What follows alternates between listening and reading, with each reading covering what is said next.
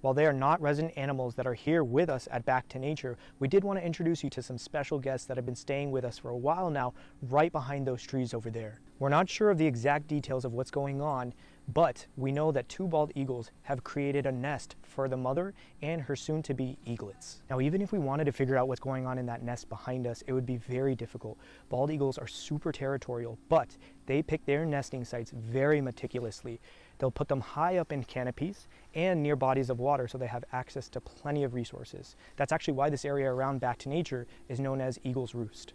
It takes about 35 days for the eggs to hatch, and then about 1 to 3 days for the eggs to fully hatch and come out.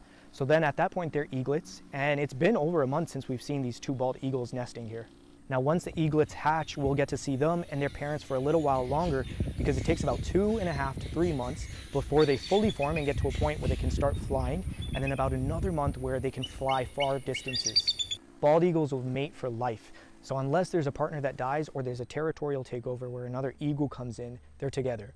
And so they'll choose similar, if not the same nesting site, and they'll actually take turns monitoring the nest. So one eagle will stay and the other will go out to gather supplies, gather food, and then come back, and then they'll switch off that way. Now, bald eagles are basically really athletic. They can swim, and so if they get stuck in a body of water or if they're fishing, then they can use those wings to flap themselves and get around.